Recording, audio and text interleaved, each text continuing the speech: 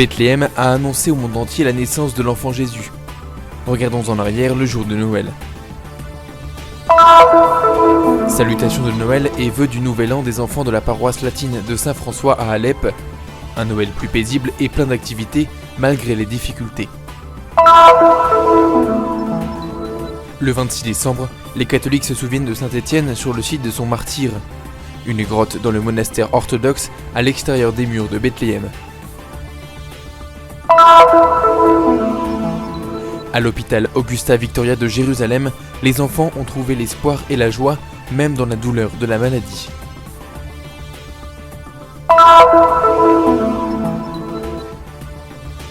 La Fondation Jean-Paul II et l'Institut Enfants sans frontières ont organisé le premier talent show annuel à Bethléem.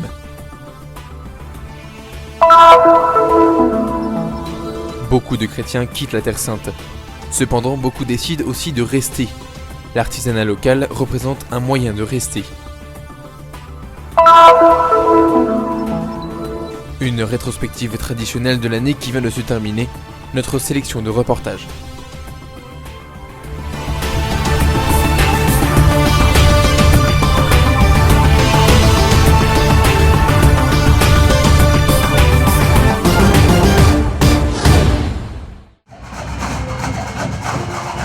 Une fois de plus, l'annonce de Noël a retenti à Bethléem.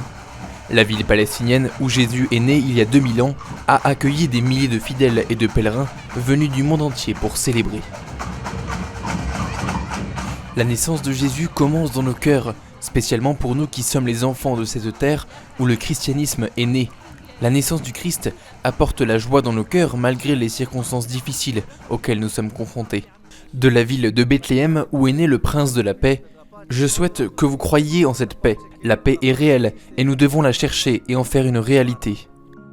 Le froid et les tensions des dernières semaines n'ont pas empêché les éclaireurs d'animer les célébrations de la place de la Mangeoire où l'administrateur apostolique du patriarcat latin de Jérusalem a fait son entrée solennelle.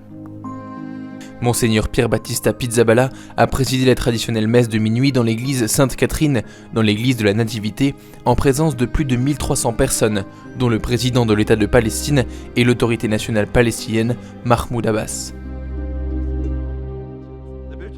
Avant de porter l'enfant Jésus lors de la procession vers la grotte de la Nativité, nombreuses ont été les indications données lors de l'homélie de Monseigneur Pizzaballa, incluant un appel aux politiques, une exhortation à accueillir et à accepter les transformations par la prophétie de Noël et une invitation spéciale adressée aux chrétiens locaux.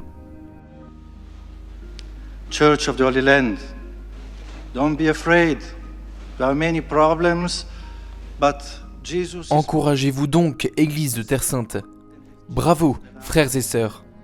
Nous pouvons continuer et vivre et rester ici dans la fragilité et la pauvreté, parce que ce sont les voies de Dieu. Il veut venir dans le monde et bénir l'humanité.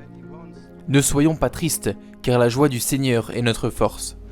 Let us not be sad, because the joy of the Lord is our strength.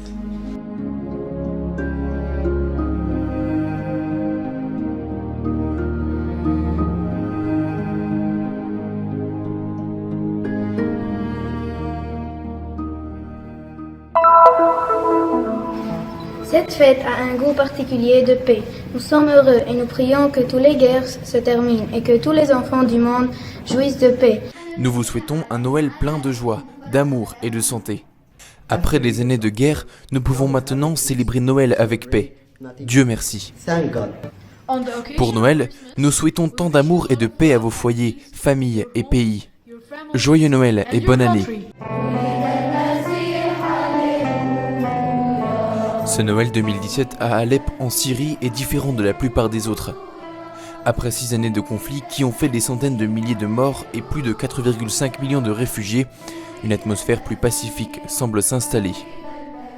L'approvisionnement en électricité et la disponibilité de l'eau ont augmenté, et bien qu'il y ait encore de nombreuses difficultés, du chômage à l'intégrisme à la corruption, en tant que frère Ibrahim Al-Sabar, le pasteur de l'église latine, a souligné dans sa lettre de Noël « Maintenant les gens prennent des mesures petites mais sûres vers un avenir meilleur ».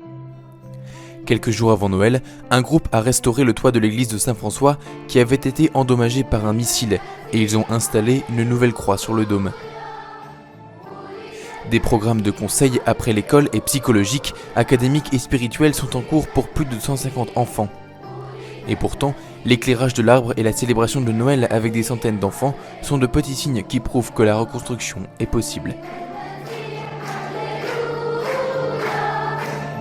Stiamo vivendo un po' meglio di quello che vivevamo una volta sotto i missili, grazie alle vostre preghiere e anche grazie a tutte le donazioni. Nous vivons un peu mieux que lorsque nous étions sous des missiles, grâce à vos prières et à tous les dons que vous avez faits pour nous et pour nos familles. La ville est toujours détruite et paralysée d'un point de vue économique. Malgré tout cela, nous avons beaucoup de joie dans nos cœurs. Nous espérons donc que vous aurez la même joie dans vos cœurs et que la paix soit durable ici à Alep, mais aussi dans vos cœurs, dans vos familles et dans vos pays. Joyeux Noël et bonne année. Nei vostri cuori, nelle vostre famiglie e anche nei vostri paesi. Tanti auguri di nuovo, buon Natale e buon Capodanno.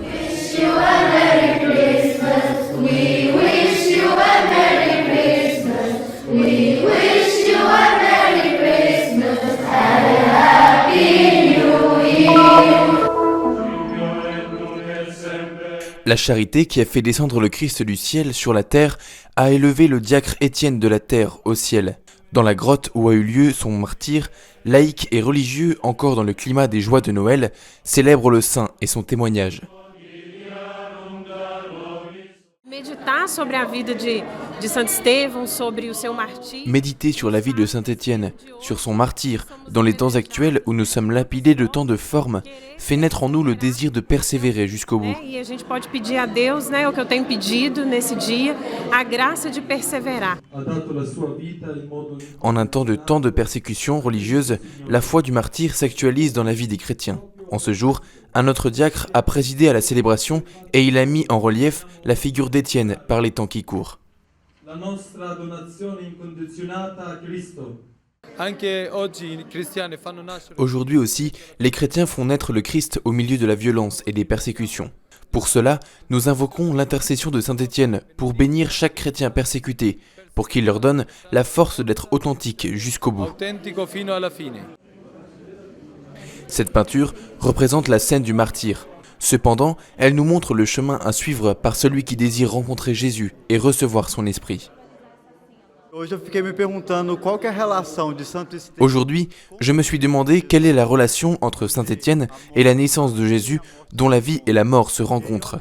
En regardant cette image, je me suis souvenu de l'image de Bethléem, où les anges adorent Jésus dans la mangeoire.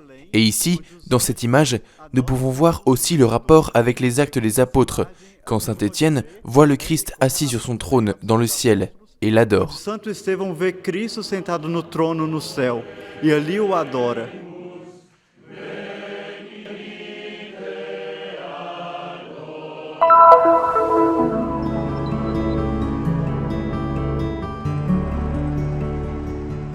Dans le département de dialyse de l'hôpital Augusta Victoria à Jérusalem, la patience et l'espoir aident les enfants palestiniens à faire face aux douleurs cancéreuses et à l'insuffisance rénale. الهدف من إقامة هذه الفعاليات إنه زي ما بتعرفوا Nous essayons de combiner des traitements médicaux avec des actions visant à soutenir psychologiquement les enfants du département d'hématologie et de maladies rénales, puisqu'ils vivent ici, loin de leur foyer et de leur environnement scolaire.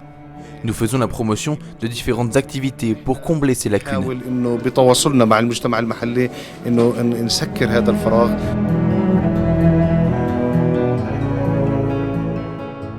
Les médecins ne ménagent aucun effort pour aider, réconforter et soulager la douleur de ces petits. À travers les dessins, par exemple, les enfants peuvent exprimer leur joie, au milieu de tant de souffrances. Comme on pouvait s'y attendre, l'atmosphère de Noël et la joie de la naissance de Jésus ne pouvaient manquer de nous atteindre ici. Les enfants ont été surpris de voir l'hôpital se transformer en un véritable festin.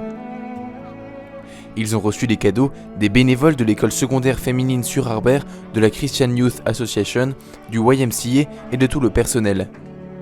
Et en plus des cadeaux, la chose la plus importante qu'ils reçoivent ici est l'amour. Tant d'amour qu'ils récitent avec des sourires. C'est absolument inestimable.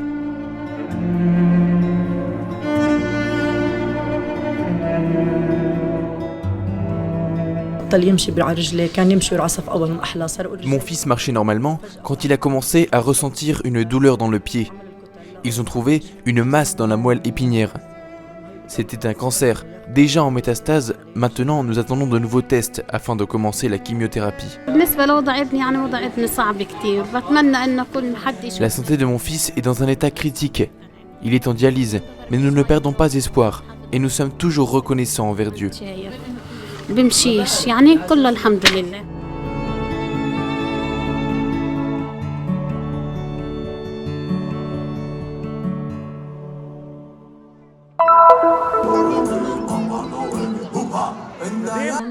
Le premier festival des talents a eu lieu le 17 septembre au siège de la Fondation Jean-Paul II à Bethléem. Durant l'événement, les lumières de Noël du local ont été inaugurées.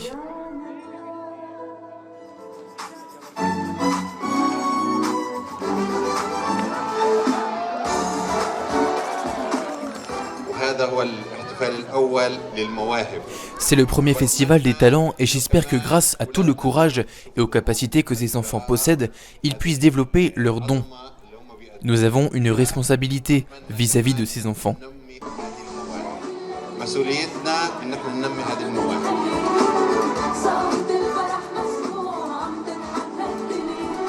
Par l'organisation de ce festival, la Fondation Jean-Paul II cherche à découvrir et perfectionner les talents des enfants et des jeunes par un programme de 2 mois de beaucoup de travail et d'entraînement intensif. Le résultat des représentations, qui ont inclus théâtre, chant et récitation, a enchanté le public.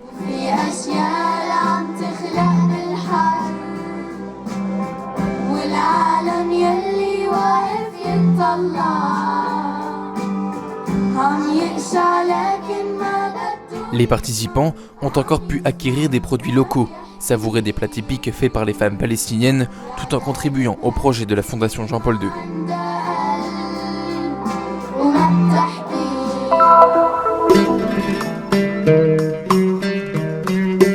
Bethléem, en araméen cité du pain, ville où est né l'enfant Jésus, est aussi une zone pleine d'oliviers. Le mot olivier en grec a la même racine que le mot miséricorde. Se pourrait-il que Bethléem, la ville de la crèche, puisse rester sans chrétiens?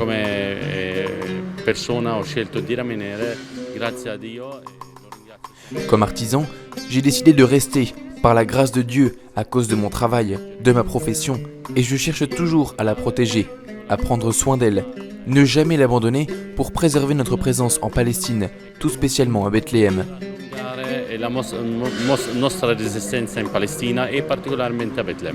Un patrimoine fondé principalement sur le travail du bois d'olivier.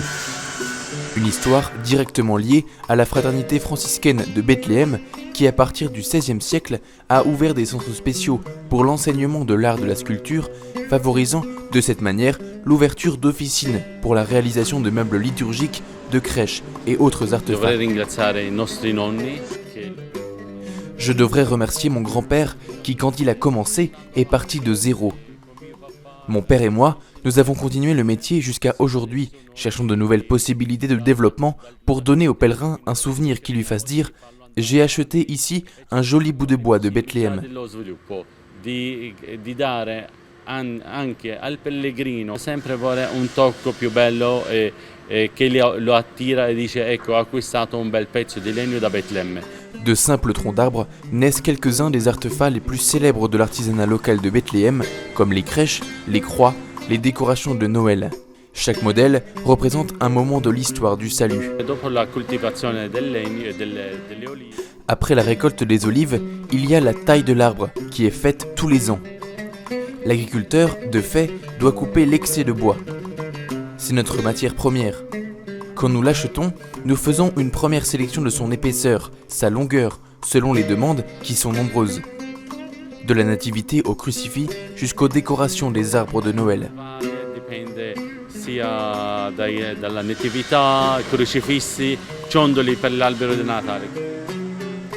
Un véritable symbole de paix. Le bois que nous travaillons nous donne toujours l'espérance et nous cherchons à expliquer au monde entier que cette pièce, avec son sens symbolique, religieux ou politique, nous aide à résister et à rester. Grâce à Dieu, nous sommes nés ici, avec cet appui. Dieu est à nos côtés et nous dit ce que nous devons faire. Nascere qua ci ha dato questo supporto, quindi c'è Dio a fianco a noi che ci dice cosa dobbiamo fare.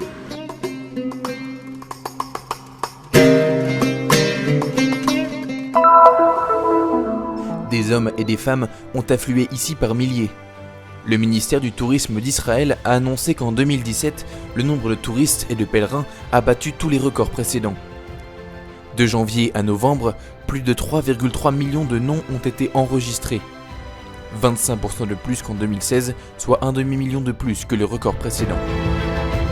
Lors de la conférence de presse de Noël, Monseigneur Pizzaballa a également souligné les principaux événements de l'année, notamment l'augmentation du nombre de pèlerins et l'amélioration des relations entre les différentes églises chrétiennes, le tout dû à l'inauguration de l'édicule restauré du Saint-Sépulcre.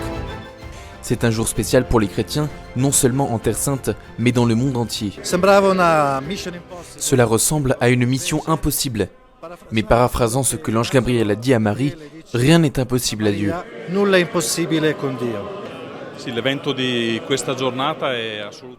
L'événement d'aujourd'hui est absolument extraordinaire, car c'est le premier fruit mûr d'une collaboration entre les trois principales communautés ici, à Jérusalem. L'événement d'aujourd'hui a un sens d'unité, de collaboration et de coopération. Nous prions pour la paix et l'unité. Ce fut une autre année difficile pour la population syrienne, qui continue à être témoin de la destruction, des affrontements et des afflictions, mais aussi de l'espoir apporté par tous ceux qui ont exprimé leur solidarité et leur affection envers ce pays et son peuple. Nous avons visité les chrétiens en Syrie et aussi le reste de la population. Nous avons voyagé avec le custode de Terre Sainte, le père Francesco Patton, et d'autres frères la semaine après Pâques, pour leur montrer notre soutien et leur faire savoir qu'ils sont vraiment dans nos cœurs et dans nos prières. 2017 a été l'année commémorant le 800e anniversaire de l'arrivée des premiers franciscains en Terre Sainte. Actuellement, les frères s'occupent de 70 sanctuaires et ils sont présents dans 50 d'entre eux. La custodie a également reçu le message spécial du pape François renouvelant la mission franciscaine en Terre Sainte. La missione della custodia della Terra Santa. La mission de la custodie de Terre Sainte est de préserver la vie de ces lieux qui ont été témoins du passage de Jésus et ont écouté ses paroles.